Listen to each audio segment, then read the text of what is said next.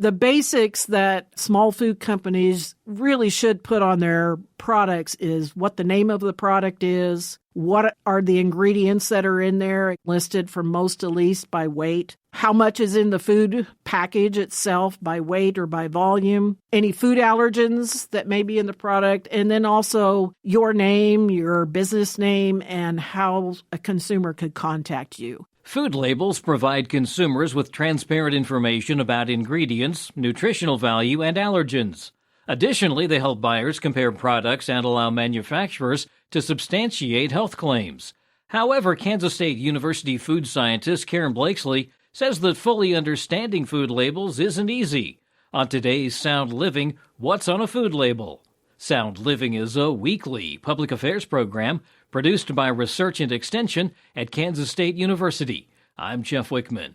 Blakeslee has revised a K-State Extension publication that breaks down FDA and USDA food labeling requirements and helps consumers and producers better understand nutrition facts, ingredient lists, product dating, and label claims. Karen, you've revised a publication, What's on a Food Label? This is a rather lengthy publication filled with all sorts of information, and we're going to hit some of the highlights today just to give people a sample of what they can find more information on. Let's start with the basics. We want this to be useful information for food labels. Absolutely, and there's a whole lot of information on a food label, so I think it's important to take the time to read those and to see what's in your food, what kind of nutrition you're getting out of it, and get more information overall about the food product itself. So one of the things to look at is the ingredient statement, which will tell you what is in the food. The ingredients are listed from most to least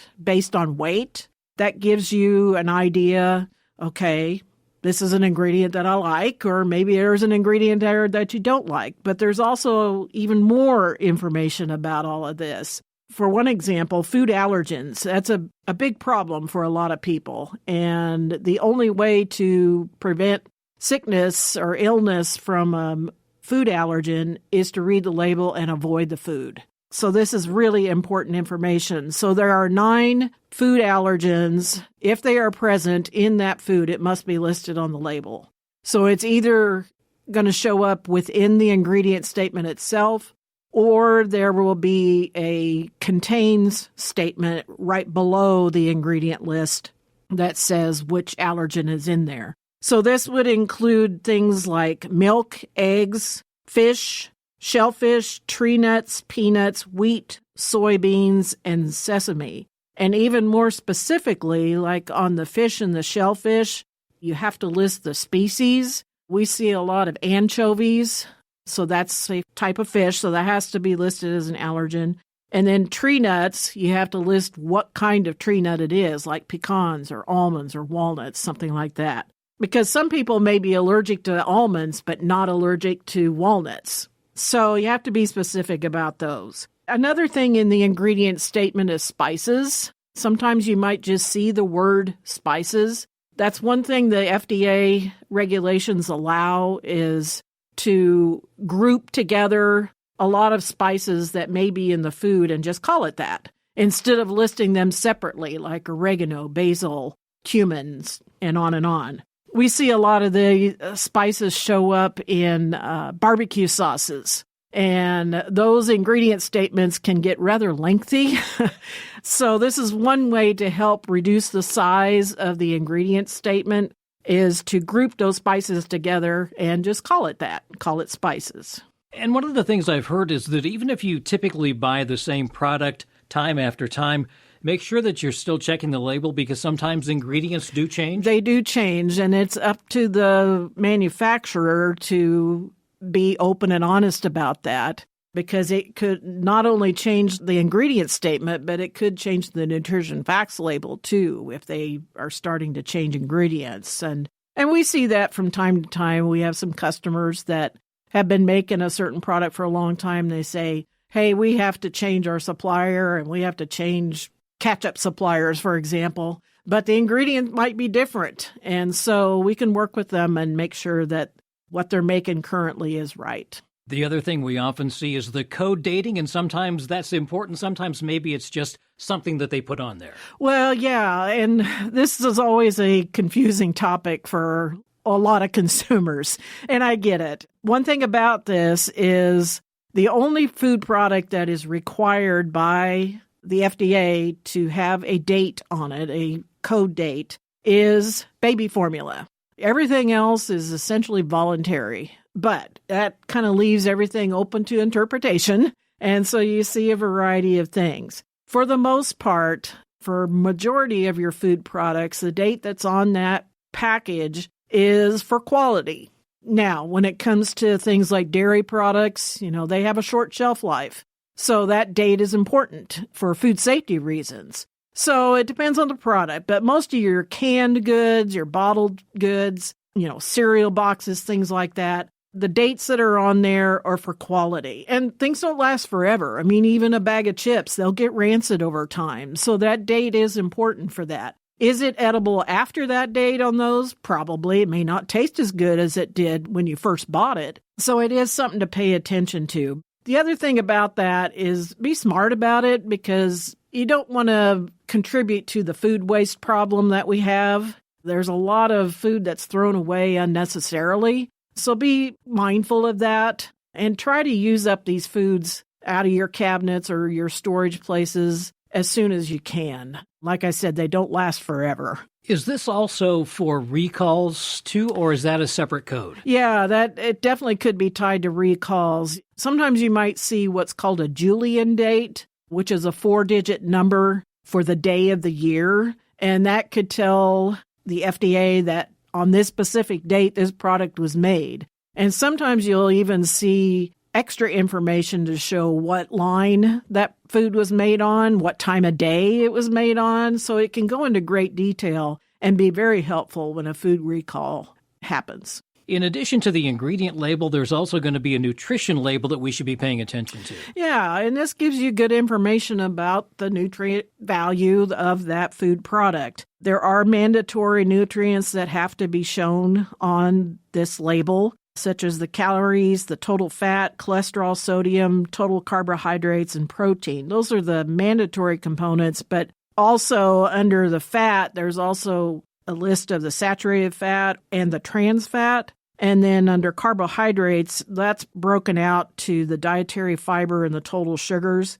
And added sugars, that's probably one of the newer things that you'll see on these labels now. So for example, honey by itself is sugar. And if you look at the label on honey, it'll just say total sugars. But if you use that honey to make your barbecue sauce, then that is considered an added sugar. So that has to be included and separated out on that nutritional facts label for that barbecue sauce. And even further, if you see ingredients that are artificial sweeteners, for example, erythritol, what's called a sugar alcohol, that even has to be listed on the nutrition facts label too. So it's just to make you more aware of what's in the food. And then underneath the protein, you'll also see vitamin D, calcium, iron, and potassium. So that's the makeup of the label. At the very top, you'll see how many servings are estimated for that particular food product, and also the serving size. Again, these are all based on what the FDA recommended amounts customarily consumed regulations are. On the serving size, you'll usually see it in a household measures, for example, like 2/3 cup. And then also in a metric measure that's equivalent to that 2/3 cup for that product. There are some cases where the whole package could just be one serving, like a beverage, for example. That particular size of package could qualify to be just listed as one bottle. So there's a lot of different little things to think about. These nutrition labels are really kind of complicated to make.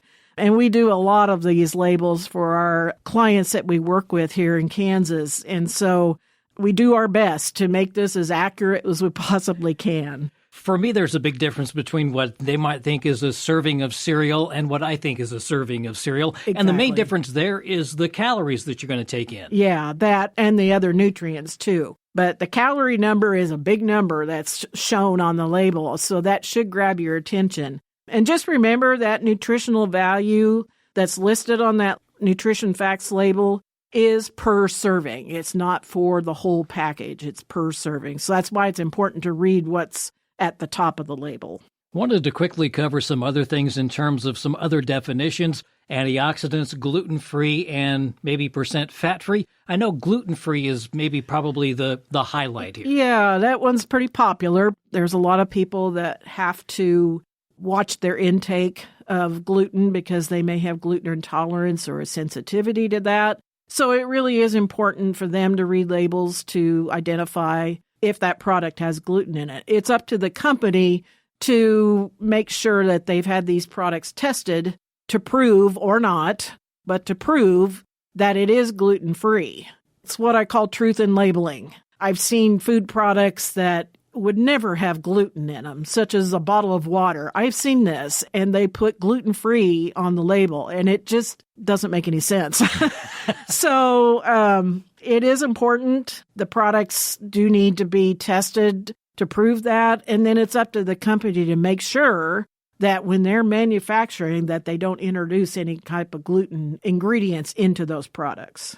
Health claims kind of fall in that same category, too. Yeah, and there's all kinds of nutrient content claims or health claims. Again, they have to have the proof to back those up. On the nutrient content claims, all of these have different parameters that have to be met, whether it's low fat or low sodium or low cholesterol or low calorie. There are certain numerical values that have to be met in order to put that kind of a claim on a label. We've had a few clients that request that kind of information. On the health claims, that's even more trickier because that food has to be proven to qualify for a health claim. So that really gets even trickier to put that kind of a claim on a label. So lots of information on one little label. So, well, and something new right now is the addition of the color additives. Yeah, that's something new that's come out here within the last year. Food additives have been a hot topic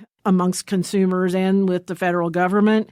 One thing that they're strongly encouraging is reducing the use of artificial colors and replacing them with natural food colors. For example, instead of an artificial red color, using like a beetroot, it's a natural red color. That's going to take some time to get those kind of changes made, but down the road, you may see more of those natural colors showing up on your food products. One other quick question. If someone is a small business owner or maybe someone who does farmers markets, do they need all of this labeling? Not necessarily. They probably would qualify for an exemption with the FDA that it would not be required for them to have the label. On the flip side of that is it's good information for your consumers to know. The basics that small food companies really should put on their products is what the name of the product is, what are the ingredients that are in there, again, listed from most to least by weight,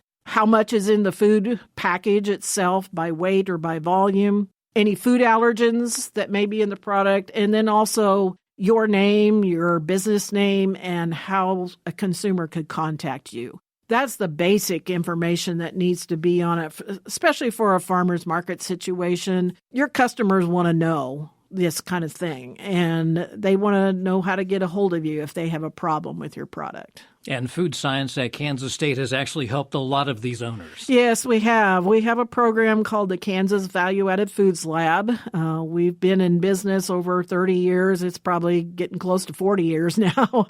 And we've worked with probably thousands of clients across the state and some outside of Kansas also. A lot of these folks are just selling at a farmer's market or what we call direct-to-consumer. But we also have clients that are standalone businesses that have grown over the years, and they are selling products all across the country. So call us and get a hold of us, the Kansas Value-Added Foods Lab. We'd be happy to help you. That's Kansas State University food scientist Karen Blakeslee. The publication, What's on a Food Label, is available through K-State Extension offices and the Extension Bookstore. Sound Living is a weekly public affairs program produced by Research and Extension at Kansas State University. I'm Jeff Wichman, and this is the K-State Radio Network.